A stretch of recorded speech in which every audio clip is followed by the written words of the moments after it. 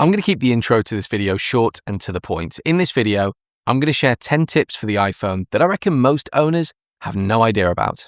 Okay, let's get into it. Let's say you've got an article in Safari that you want to send to somebody else, but you want to annotate it using markup first. There's a really quick and easy workaround to do this. The first thing that you do is tap the ellipsis menu in the bottom right corner and then choose Share. When the share sheet appears, tap the little View More button and then choose Markup. This gives you the familiar markup tools where you can choose from pens, highlighters, etc. For this example, I'm going to use the highlighter to circle a piece of text that I want to draw someone's attention to.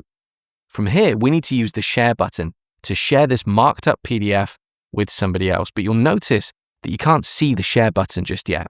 This is where the workaround comes in. Tap the ellipsis in the upper right corner of the screen, then tap Done, and when given the option of what to do next, choose Save File To.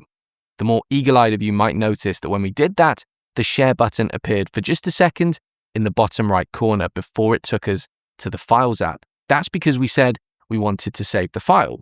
We don't actually want to do that, so what I would then do is simply swipe down to close the Files integration. This takes us back to the marked up PDF that we were just working on, complete with the Share button in the bottom right corner. Tap the Share button, and you can then share this PDF whatever way you like. By the way, do you ever watch iPhone tips videos like this and think, well, that's great, but I'll never remember all of it?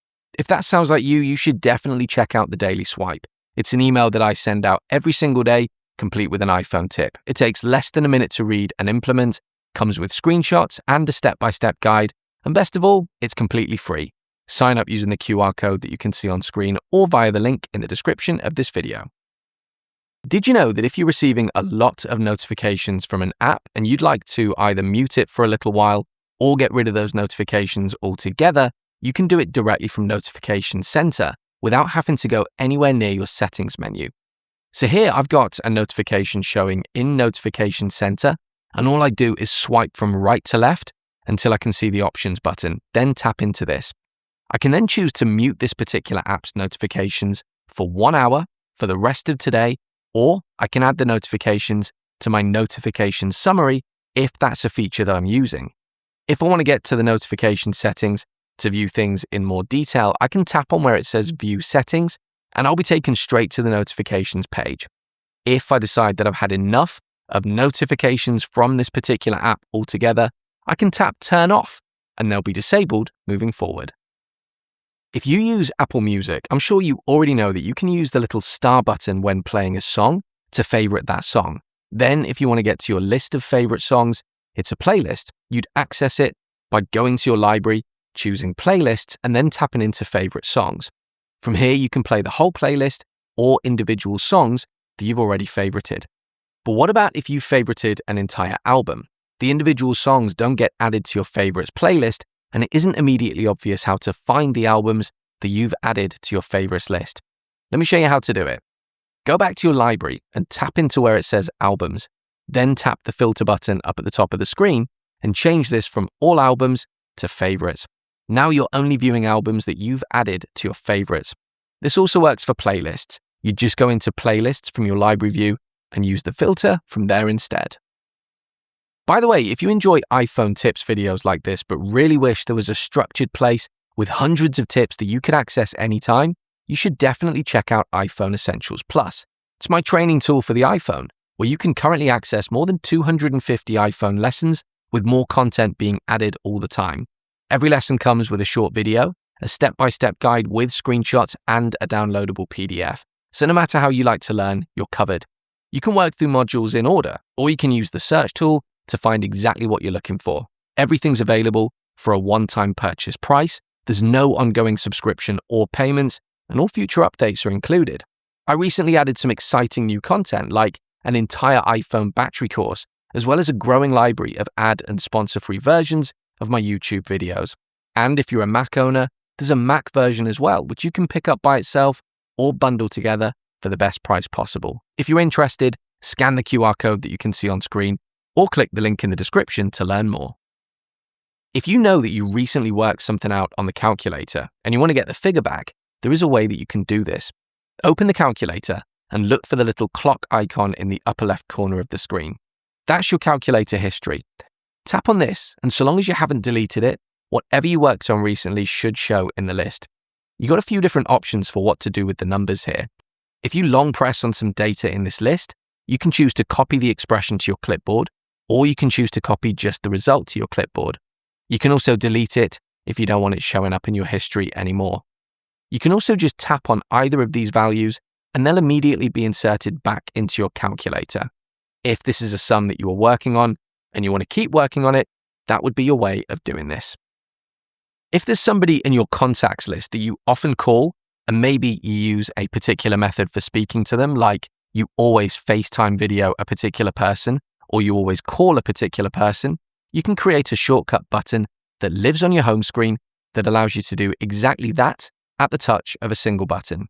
Now, in order to do this, you're going to need the Shortcuts app, which you can download for free from the App Store.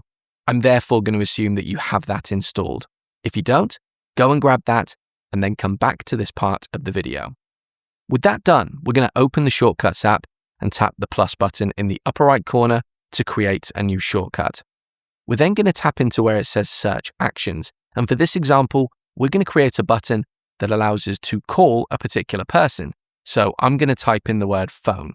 If we were doing this for FaceTime, you'd type in FaceTime, but the steps from this point on would be essentially the same. You can see that one of the options is call, so I'm going to tap on that, and the action gets added to my shortcut. I'm then going to tap into where it says Contact and choose my contact from the regular contacts view. So at this stage, we've essentially created our shortcut. And if we were to run this using the play button in the bottom right, my phone would call my contact. But that, of course, is only half of the process. We wanted to create a shortcut and then create a button that lives on the home screen, allowing us to do this with one press. So let's do that next. Tap the little downward pointing arrow next to where it says call at the top of your screen, and then choose rename. I'll then name my shortcut and press the blue tick in the bottom right of the screen. I'm then going to press that downward pointing arrow again, but this time I'm going to choose Add to Home Screen. Tap on where it says Image and then select Choose Photo. We're then going to choose a photo of our contact from our photo library because I want the face of my contact to be the app tile that I see on my home screen. Once we've selected a photo of him, I'm going to zoom in and then press Choose. I'll then press Add in the upper right corner of the screen, and just like that, the quick action button is added to my home screen. Now, whenever I want to call this guy, I don't have to go into the phone app or the contacts app. I can just press the button directly from my home screen.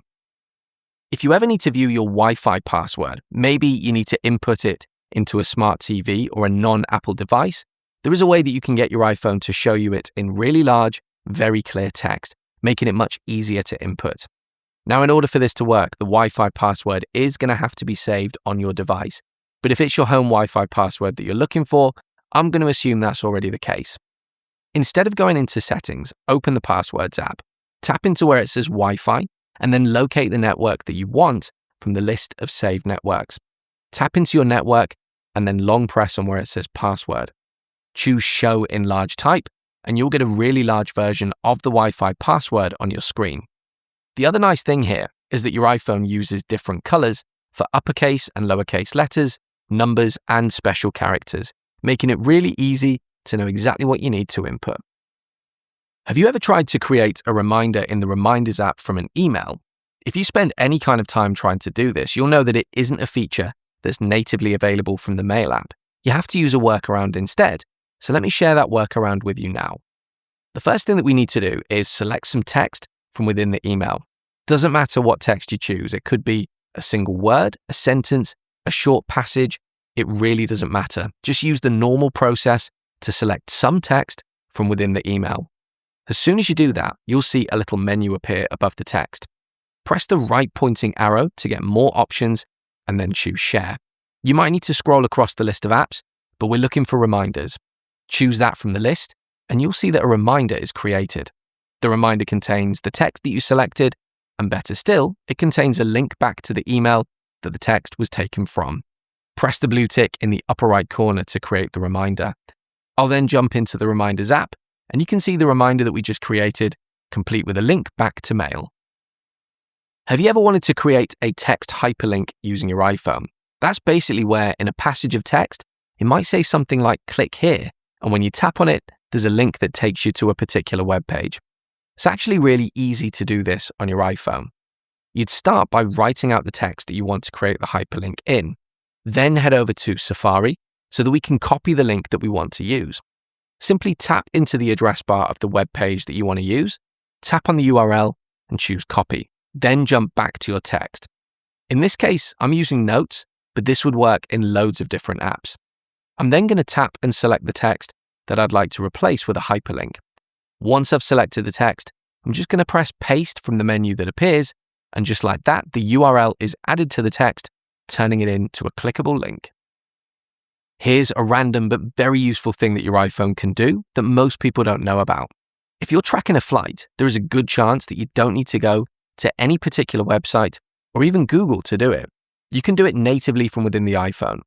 Just go into Spotlight Search and type in the flight number, and there is a good chance that your iPhone will immediately pull the flight information and show you everything that you need to know about the current status of that flight.